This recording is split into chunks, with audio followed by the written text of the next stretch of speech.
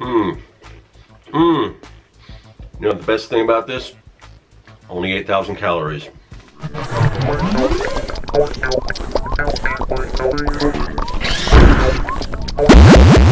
Greetings, people of the internet. I'm Scott with Serkworks Art Labs. Welcome to the underground laboratory where we create robots, aliens, zombies, and other imminent threats to humanity. Now, you may think those things are pretty bad, that we create robots and threats to humanity and aliens and all that kind of stuff.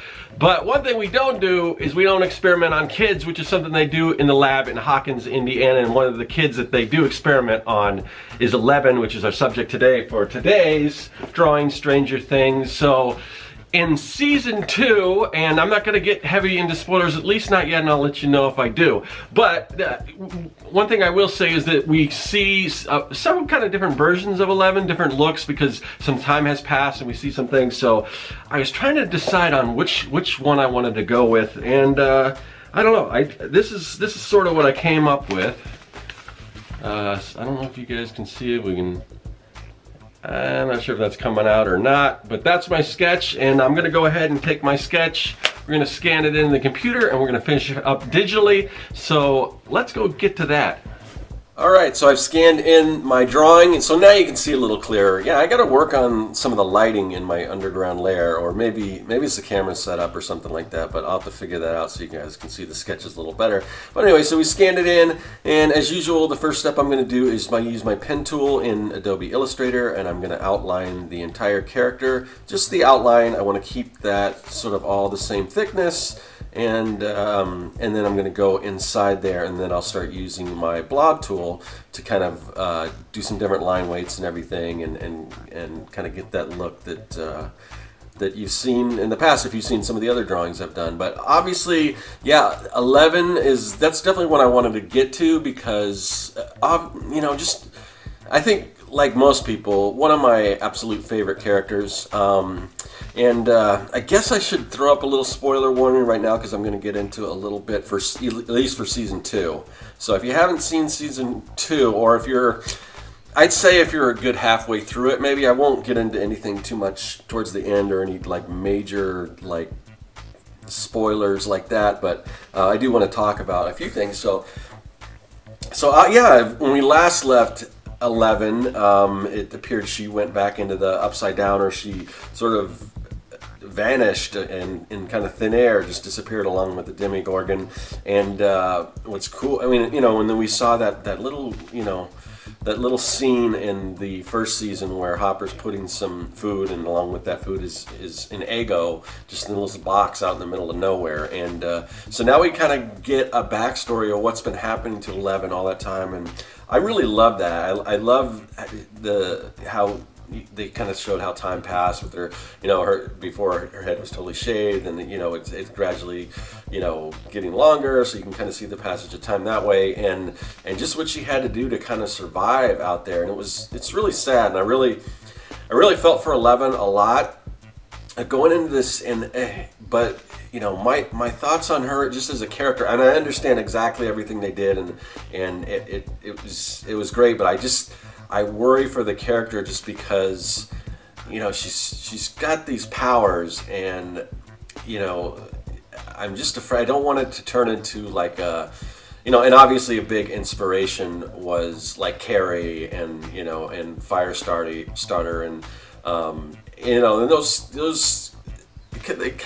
characters, well, one more than the other, kind of go wrong, and I really don't want to see 11, you know, that happen to 11. And like I said, I understand it, because you know, she's just so powerful, and how, you know, she just can't control it. But you know, certain things, like when she knocked Max off the you know, off the skateboard, which wasn't, you know, obviously, you know, if anyone's skateboarding, they feel it's no big deal really, but I just got kind of worried that, you know, that she might have a dark side, and you know, I just like the character, so I don't really want to see it go down that route. But I don't know. There was also this scene where she kind of got frustrated with Hopper, and she flung the plate at him and stuff like that. So hopefully she'll get everything straightened out, because I don't want, you know, I don't want to dislike the character, which I don't. I mean, I understand it. And at the end, she also kind of snubbed Max, which I, you know, didn't shake her hand. So I thought after that, after, you know, I think she could clearly see what was going on, but you know, we'll see what's going on. But that, you know, that's also good to have some tension between our characters. So maybe going forward in season 3, we'll see if there's like a different kind of a relationship between her and Max, and maybe they'll patch things up, because I think it's good to have, you know, it'll be nice to have 2, you know, female kid characters together, because that's something we really never. Well, I guess we got a little bit of that in Goonies, but most of the time you've got, like back in the 80s in the kid adventure type film genre, you know, it's usually all boys and maybe one girl, and for them to kind of not get along, I don't know. We'll see going forward. But you know, so many great scenes, all the stuff with her and Hopper. I mean, that was such a, you know, like really touching relationship. But even though she was kind of, you know, obviously for her own good and everything, she was being kept away, which obviously wasn't too happy about it. But yeah, it was really cool to just get her characters fleshed out. We saw, you know, again, we're in spoiler territory, so we've it's been made clear that, you know, that she's the daughter of Jane. I think it's Jane Ives. No, that's her name. What was it, Terry? Terry, yeah. So, but you know, now that she kind of has a name, because I just like the whole idea of Elle and 11, and I don't know if now going forward she's going to be known as Jane, or if you know, she kind of left that behind, which I did like, because I felt like she needed that. She needed to meet her mother and everything, and find out where she's from and all that stuff. But I was kind of worried. Well, where does she go from there? Does she you know, live with her mother, who's pretty much, you know, an invalid, or do we see her go back, and how do they do that? And I think they did a good job, even though, like most people, I wasn't crazy about the departure in episode 7 of season or Stranger Things 2. Just the characters, that whole other group of characters, they seem really cartoonish, and I don't know. You know, and I think that's pretty much the overall consensus, is that, you know, most people weren't crazy about that. So the problem when you get into something, I'm sure, you know, it's kind of like things with, you know, when people make missteps in, you know, in storytelling, whether it's movies or whatever, a lot of times they'll try to course correct. Same thing, like I mean, to me, you know, there's a lot more disasters than just like Jar Jar Binks in the prequels, Star Wars prequels. But, you know, obviously the reaction was not what George Lucas wanted. So I don't know what he had originally intended to happen with that character, but I'm sure it wasn't just kind of phasing him out and putting him in the background, and, you know, so, but the fan reaction was just so against that character and it's kind of the same thing with this. So what do? You've already kind of established those characters, so I don't know if you just drop them because people aren't, you know, they're not resonating with them.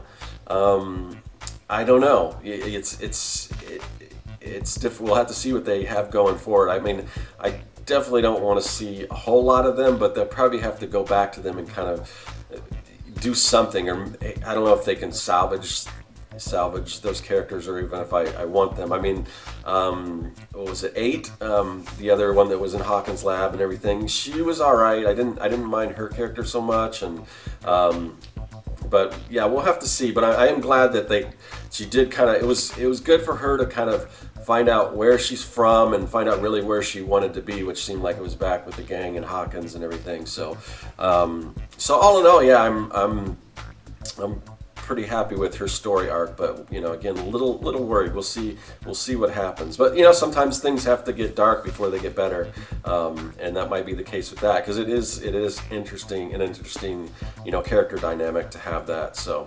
but anyway, I guess sort of back to the drawing and sort of the look that I picked. I was kind of trying to decide what look to go with 11. There's, you know, again, towards the end, she's sort of, after she met up with that you know, sort of gang that was led by 8, she kind of got a little overhaul or makeover or whatever, and it's kind of a little gothy, which, you know, I think it in some ways it kind of fits the character. It was kind of neat, but I don't know, kind of like this version a little better. It just seemed a little more innocent. I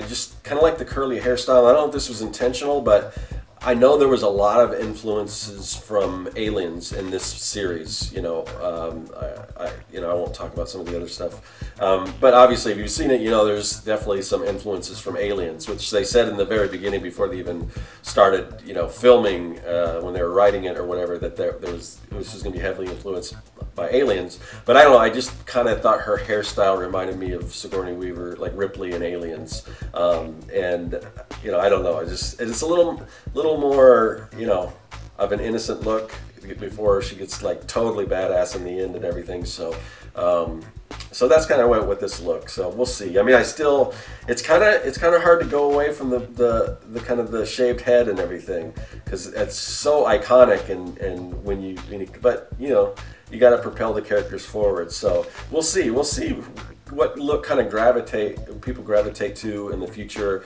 you know, after this has been out for a little while. I mean, what do you think of when you think of 11? I still think of the shaved head and everything, but who knows going forward kind of what she's going to look like, because she's definitely got the most visual changes compared to all the kids. Most of the kids kind of have the same dress, and you know, Dustin wears the same hat, and Lucas still has the bandana and all that stuff, so we'll see. All right, another drawing Stranger Things sketch down, and we got a few more to do before we wrap up this little series here. And yeah, before I go though, I did want to mention, if you're a fan of Stranger Things, you may also be a fan of my comic book. It's called Young and the Dead. It takes place in the 80s. It's about kids, you know, and it's kids versus zombies, and it's a lot of fun. And this is issue 3. I'm working on issue 4 right now, and I've got issues 1 through 3 available on my website at serkworks.com. So if you like that kind of stuff, if you like that old 80s nostalgia feel, if you like kid adventures, you might dig this, Kids vs. Zombies, on my website. Check it out, and I will see you guys later. That is all. Hey everyone, thanks for joining me here in the Art Lab. There's a lot of other great content on the channel, so click that subscribe button and you won't miss a thing. If you're an aspiring evil genius, visit Serkworks.com for all your mad science supply needs. And if you want to contact me, hit me up in the comments section or follow me on social media. I'm looking forward to it. I'll see you then.